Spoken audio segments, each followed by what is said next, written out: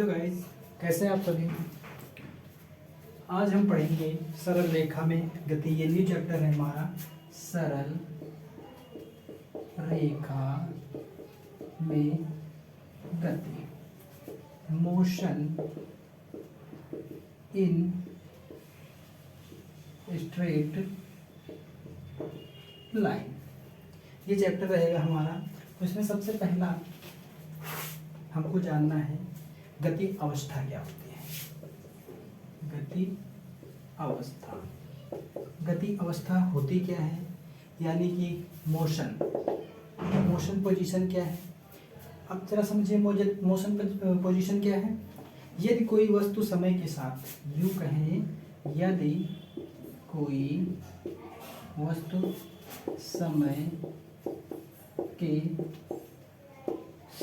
समय के साथ किसी निर्देशांक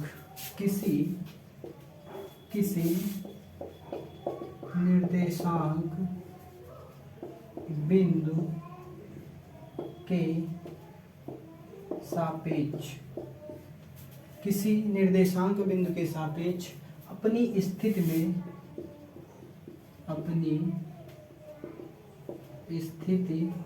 में चेंज लाती है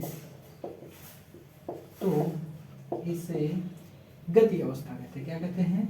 गति अवस्था कहते हैं। समझ गए होंगे आप कि यानी अगर किसी बिंदु को निर्देश बिंदु मान लिया जाए, उसके सापेक्ष अगर कोई वस्तु अपनी स्थिति में परिवर्तन कर रही है लगातार, तो क्या कहलाएगी? गति अवस्था कहलाएगी। अब इसी में दूसरा पॉइंट हमारा है दूरी क्या है। इसको हम लोग कहते हैं डिस्टेंस। डिस्टेंस क्या है भैया? डिस्टेंस क्या है ये समझिए। अब डिस्टेंस को समझिएगा, यानी किसी गतिमान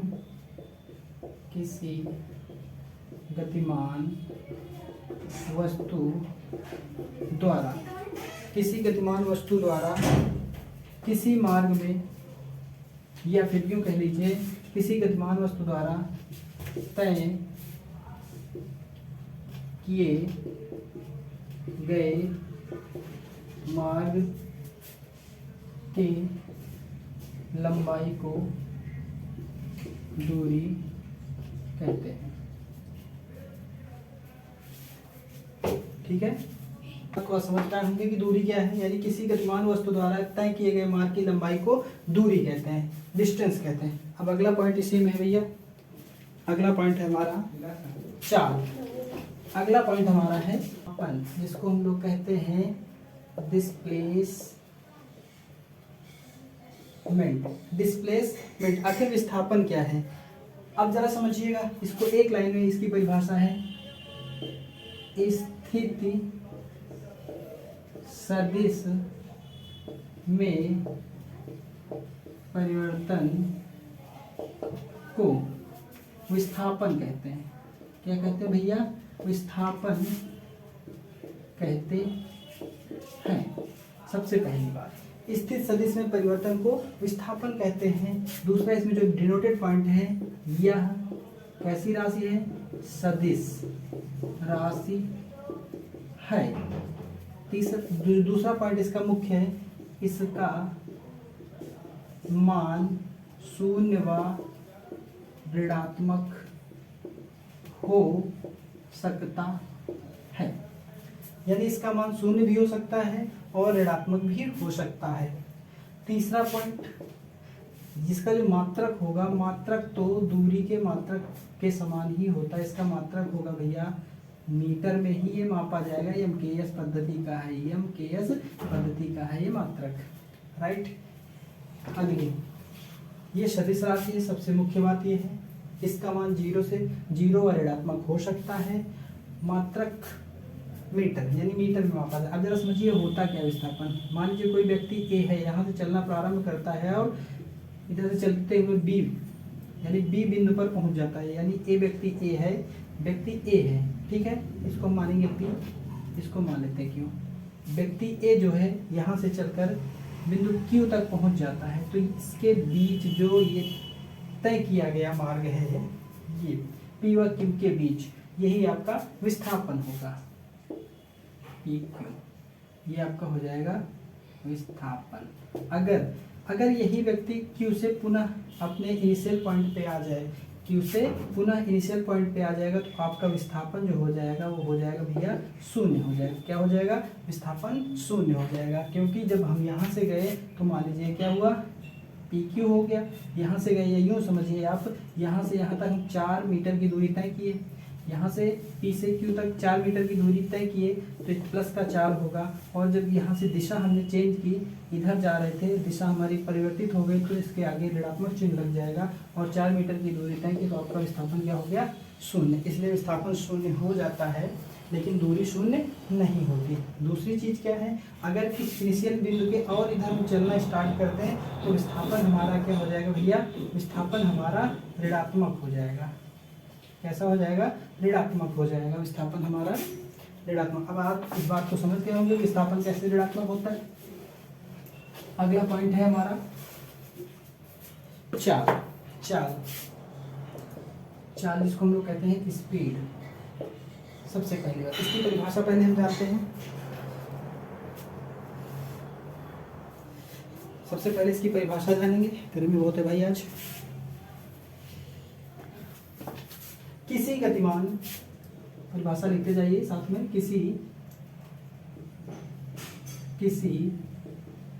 गतिमान वस्तु द्वारा, किसी गतिमान वस्तु द्वारा दूरी तय करने की दर, क्या भैया? दूरी तय करने की दर चाल कहलाती है। चाल कहलाती है, राइट। अब इस बात को समझिएगा। अब इसका सूत्र हो जाएगा चाल इज इक्वल टू, चाल बराबर दूरी बटे समय, राइट। अगर दूरी को s से डिनोट कर दें, समय को t से डिनोट कर दें, और चाल स्पीड है हमारी, तो चाल बराबर हो जाएगा डिस्टेंस अपॉन टाइम, राइट। ये हो गया आपका फार्मूला। अब सबसे अगला पॉइंट जो है, ये कैसी राशि है? इंपॉर्टेंट पॉइंट है, यह अदिश राशि है। अदिश राशि है, इसका जो मात्रक हो जाएगा, अगला पॉइंट जो हमारा इंपॉर्टेंट है, इसका जो मात्रक होगा भैया, इसका मात्रक हो जाएगा, दूरी को मापेंगे मीटर में, समय को मापेंगे सेकंड में, मीटर प्रति सेकंड। और इसकी जो विमा हो जाएगी, विमा हमने बताया था कैसे निकालते हैं। मीटर के लिए L डिनोट करेंगे, सेकंड के लिए T डिनोट करेंगे। अब इसको हम लिख सकते हैं LT इनवर्स, राइट। ये आप समझ गए होंगे। अगला, अब इसके प्रकार कितने, type of speed, type of speed, ये यूँ कह लीजिए क्लासिफिकेशन ऑफ स्पीड, ये सही रहेगा। क्लासिफिकेशन ऑफ स्पीड, स्पीड का वर्गीकरण। तो इसको 3 भागों में भैया बराबर तोड़ा गया। सबसे पहला समान, समान चाल। दूसरा पॉइंट है असमान चाल, असमान चाल, समान चाल। दूसरा है असमान चाल। तीसरा भैया औसत चाल। क्या? औसत चाल।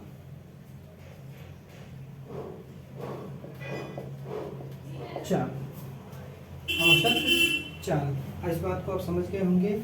ये आपका हो गया समान चाल। जब कोई व्यक्ति एक लगातार एक ही चाल से चले तो उसको समान चाल कहेंगे।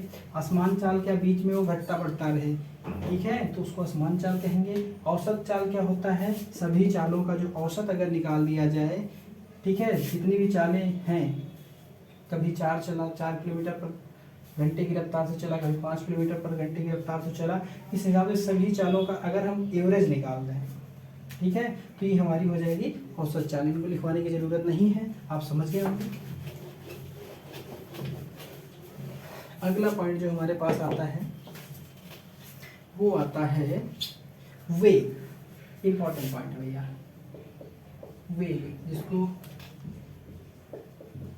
वेग इंपॉर्टेंट है, नोट कर लीजिए। इसको कहते हैं वेलोसिटी। इसको कहते हैं वेलोसिटी। अब जरा समझिएगा, इसकी एक लाइन में परिभाषा है, समय के साथ विस्थापन परिवर्तन की दर को विस्थापन परिवर्तन की दर को वेग कहते हैं। मुख्य बात यह है यहाँ पर, यह सदिश राशि है। यह कैसी राशि है? सदिश राशि है। तो वेग v इज इक्वल टू होता है विस्थापन बटे समय, विस्थापन बटे समय, ये हमारा फार्मूला हो जाएगा। ठीक है, विस्थापन बटे समय, इस बात को आप समझ गए होंगे।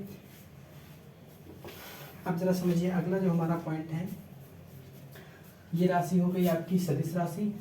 अगला पार्ट इसी में, इसका मात्रक जो हो जाएगा मीटर पर सेकेंड। विमा इसकी हो जाएगी, विमा हो जाएगी LT इनवर्स। क्या हो जाएगी? LT inverse. ये इस बात को ध्यान में रखिएगा। अगला इसे पॉइंट है, अगला पॉइंट इंपॉर्टेंट है, नोट करते चलिए। यदि एक कण v1 वेग से जाता है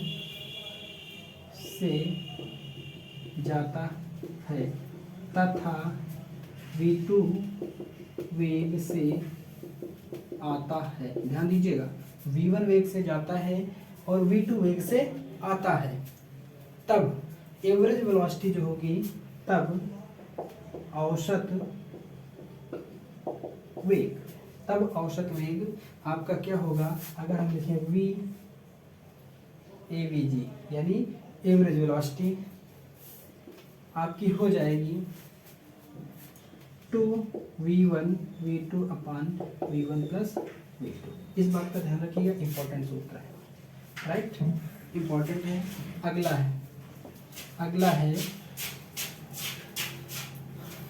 यदि इंपॉर्टेंट पॉइंट, यदि एक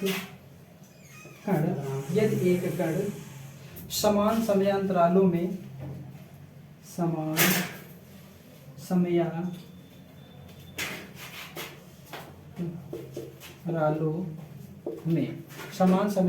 में v1 तथा v2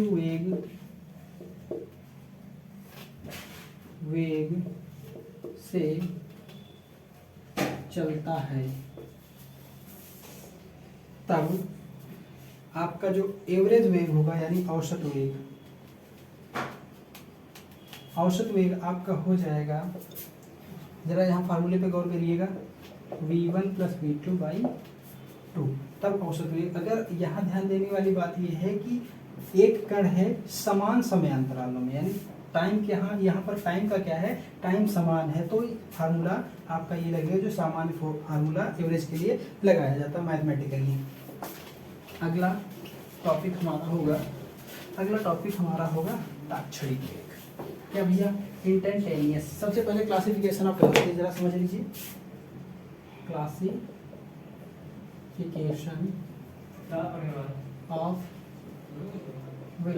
क्लासिफिकेशन ऑफ वेलोसिटी जरा समझिए।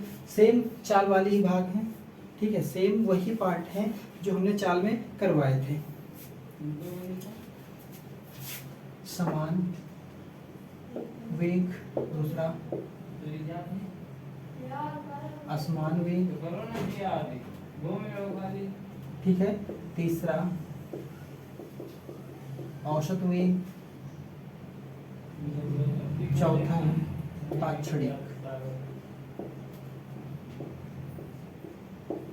ठीक, औसत वेग आप पता चल गया होगा, हमने फार्मूला इसके पहले करवा दिए हैं।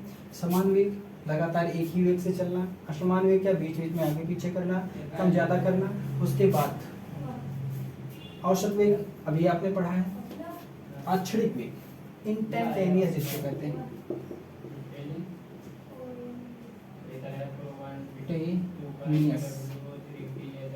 इंस्टेंटेनियस जो होता है ताक्षणिक वेलोसिटी जिसको हम कहते हैं। तो ये क्या होती है, जैसे हमारी मोटरसाइकिल है,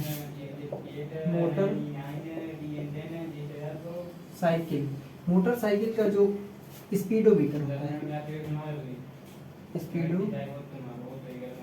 स्पीडोमीटर जो होता है वो क्या दिखाता है आपको, वो क्या दिखाता है, आप बाइक चला रहे हैं तो स्पीडोमीटर आपका दिखाएगा तात्क्षणिक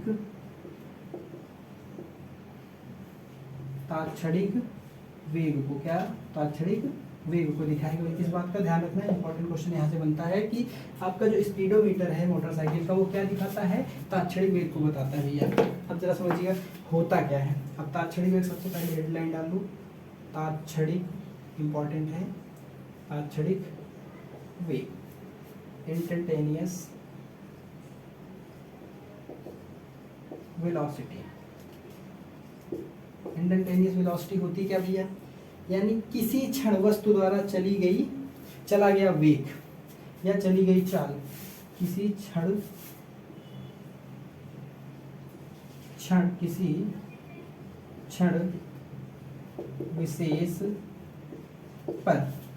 क्षण विशेष पर वस्तु द्वारा या फिर वस्तु का वेग तात्क्षणिक वेग कहलाता है, तात्क्षणिक वेग कहलाता है। इस बात को आप समझ गए होंगे, किसी क्षण विशेष पर वस्तु का वेग तात्क्षणिक वेग कहलाता है। आप इसको समझ गए होंगे। मान लीजिए आप अपनी बाइक को ड्राइव कर रहे हैं 40 की स्पीड पर, उतनी ही समय आपने अपने मीटर को देखा तो आपकी बाइक ने बताया कि आप 40 की स्पीड पर हैं। तो ये आपका जो बाइक बता रही है आपकी चाल, ये कैसी होगी, तात्क्षणिक होगी। आप इस बात को समझ गए। अगला पॉइंट हमारा, अब इसका फार्मूला भी लिख देता हूँ, इसका फार्मूला जरा समझिएगा। इसका फार्मूला हमारा हो जाएगा इंस्टेंटेनियस वेलोसिटी, किसी क्षण विशेष पर वस्तु का वेग तात्क्षणिक वेग कहलाता है, राइट। अब इसका जो फार्मूला होगा, इसका फार्मूला होगा v is equal to limit t instant to zero delta s by delta t, ये इसका फार्मूला हो जाएगा। किसी क्षण विशेष पर वस्तु का वेग तात्क्षणिक वेग कहलाता है। इस बात को नोट कर लीजिए।